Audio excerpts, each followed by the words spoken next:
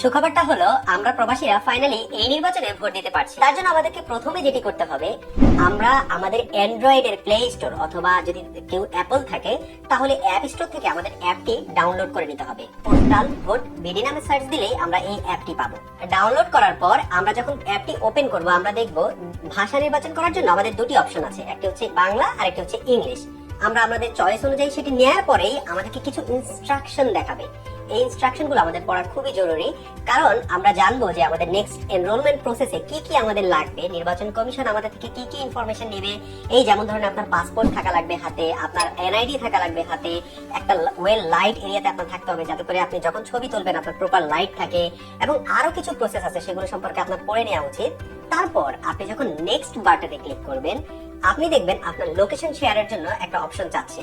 আপনাকে অবশ্যই আপনার লোকেশন শেয়ারটি করতে হবে, কারণ এর নির্বাচন কমিশন এটাকে এমন ভাবে তৈরি করেছে যাতে করে কোনো ইউজার এটাকে মিস ইউজ না করতে পারে। আপনি যেই লোকেশনে আছেন সেখানে যখন আপনি ক্লিক করবেন তখন সেটি দেখাবে যে ওকে আপনি ওই লোকেশনে।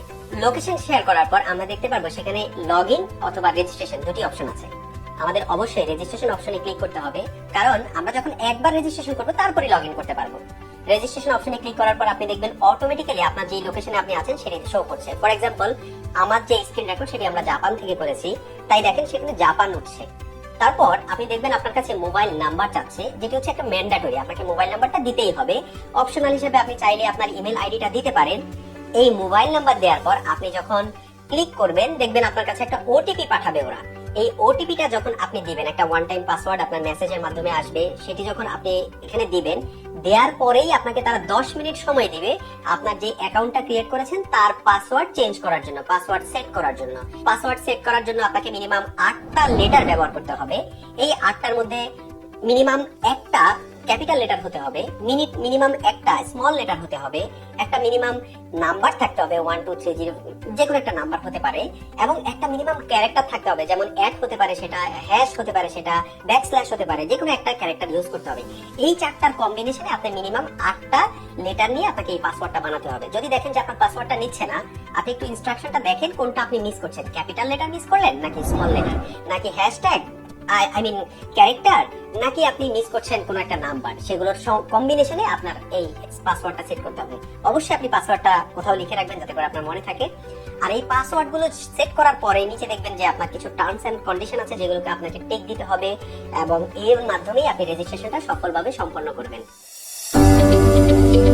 সফলভাবে রেজিস্ট্রেশন সম্পন্ন করার পরে আপনাকে পুনরায় অ্যাপটি লগ ইন করতে হবে। এ পর্যায়ে আপনার এনরোলমেন্ট প্রক্রিয়াটি শুরু করতে হবে, আর এজন্যই আপনার সাথে আপনার এনআইডির অরিজিনাল কপি অথবা ফটোকপি এবং পাসপোর্টটি সাথে থাকতে হবে। পরবর্তী প্রতিটি পদক্ষেপে সঠিকভাবে তথ্য প্রদানের মাধ্যমে আপনার আবেদনটি সম্পন্ন করতে হবে।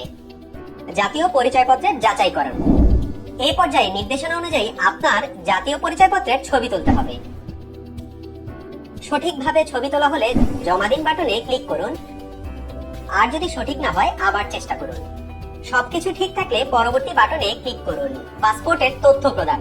জাতীয় পরিচয়পত্রের যাচাই কার্য সফল হলে এই পর্যায়ে আপনাকে পাসপোর্টের তথ্য দিতে হবে। পাসপোর্টে বর্ণিত তথ্য যেমন সারনেম ও গিভেন নেম অনুযায়ী নাম লিখতে হবে, এবং এই নামটি আপনার খামে লেখা থাকবে, যা পোস্টম্যান আপনার পাসপোর্টের সাথে মিলিয়ে দেখতে পারে, তাই অবশ্যই সতর্কতার সাথে নাম লিখতে হবে। এছাড়াও পাসপোর্টের অন্যান্য তথ্য যেমন পাসপোর্ট নাম্বার, এক্সপায়ারি ডেট সঠিকভাবে পূরণ করতে হবে। এরপর বৈদেশিক ঠিকানা পেজে গিয়ে যে ঠিকানায় পোস্টাল ব্যালট পেতে চান তা সঠিকভাবে লিখুন। আপনার সকল প্রক্রিয়া সফলভাবে শেষ হবার পর আপনার প্রদানকৃত সকল তথ্যের বৈধতা যাচাই করার জন্য আপনাকে কয়েকদিন অথবা কয়েক ঘন্টা অপেক্ষা করতে হবে। আপনার সকল তথ্য বৈধ প্রমাণিত হলে আপনার অ্যাপে সাকসেসফুল মেসেজ দেখানো হবে। এরপরে আপনাকে অপেক্ষা করতে হবে আপনার পোস্টাল ব্যালটটি আপনার হাতে আসার জন্য।